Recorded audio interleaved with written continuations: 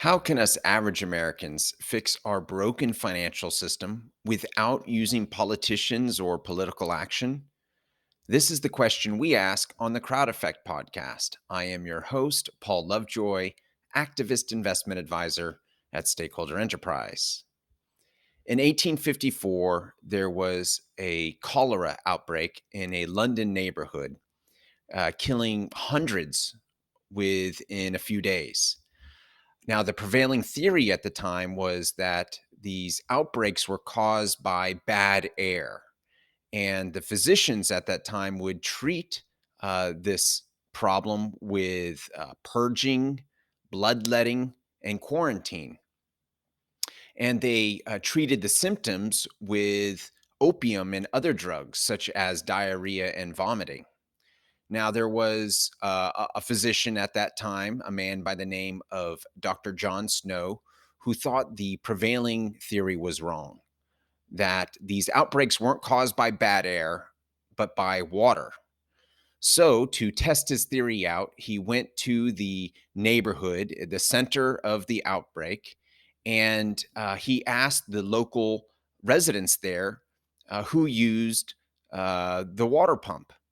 And the residents that had cholera, they all said that they drank from that water pump.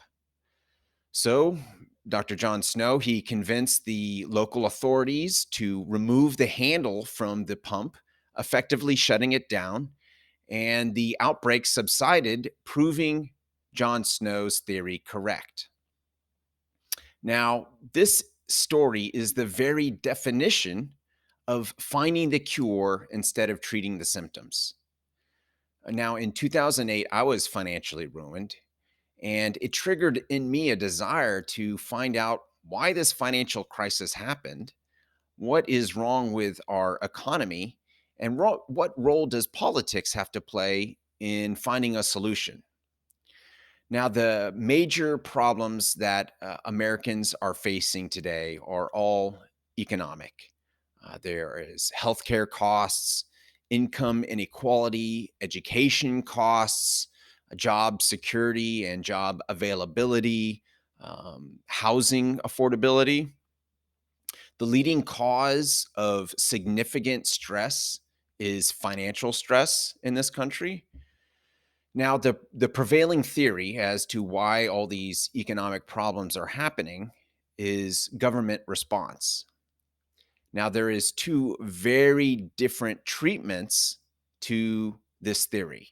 One of them is that a government needs to be a safety net for its citizens, and corporations are untrustworthy and need to be regulated.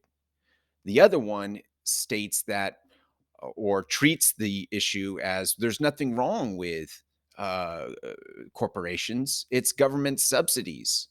They are causing our citizens a dependent mindset and not giving them any incentive to work. But what if this prevailing theory of government response is wrong? What if all of these economic problems are a symptom with a root cause? Now, many of us have thought about the way corporations are structured with a corporate bottom line that has this constant pressure of always earning more quarterly profits than the last. Now, what would you think of a theory that says that it's the way publicly traded corporations are designed that's causing all of these economic problems and that it's the root cause? Now, there is a lot of evidence to support a theory of this corporate bottom line, and no amount of regulation will fix the problem. Now, the studies, I'm going to mention a few studies that support this theory. One of them from 2010 is The Bottom Line of Corporate Wellness Programs, a review of the literature. A 2013 study entitled The Impact of Corporate Social Responsibility on Employee Organizational Commitment, a study in the Brazilian telecommunications industry, and a 2016 study called The Dark Side of the Bottom Line: The Long-Term Effects of Profit Maximization on Employee Stress, Burnout, and Well-Being. Now, these are just a few of many, many studies and research on the impact of corporate bottom line on society. And I want to dive a little bit deeper on the effects of the two political parties' um, treatments of this problem. Now, first of all, when we ask our politicians to do something in treating this problem, they're actually making it worse. First off, is that when we do ask for them to do something, we're giving up our power to them, and it's creating a concentration of power with these politicians. We're making them more and more powerful. When you hear things like there is so much depending on this one election, well, I think that politician has too much power at this point. Um, and also, these treating these symptoms, it's causing this political polarization with massive government dysfunction, with government shutdowns. The polarization's also causing uprisings like the January 6th incident.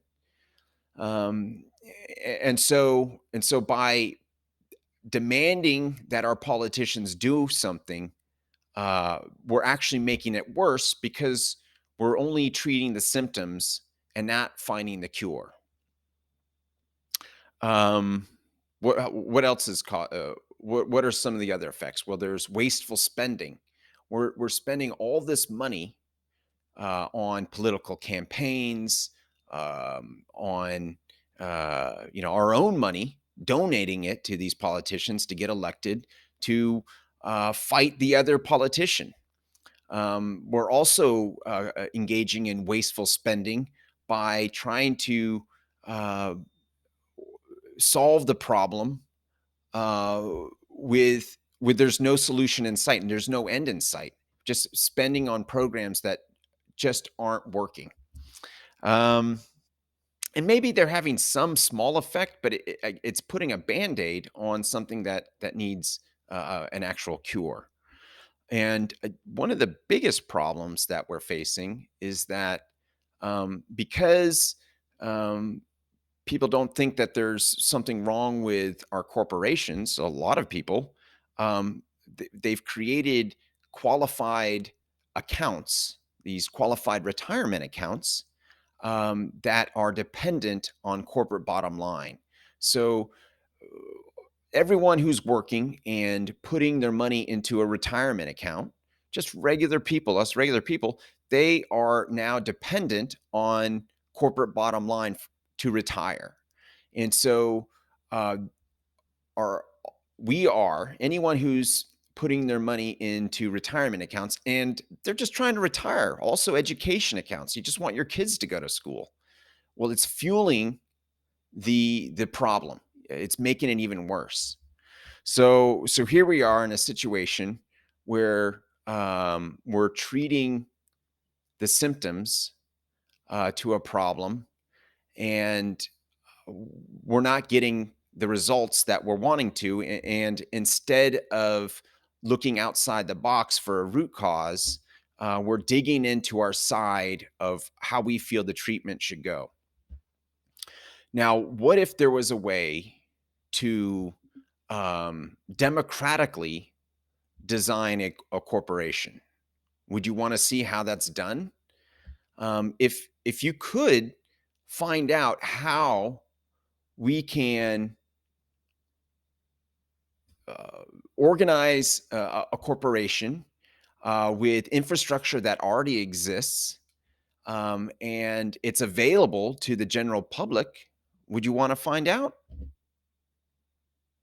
My name is Paul Lovejoy. I am a crowd investor, and I see you are one too.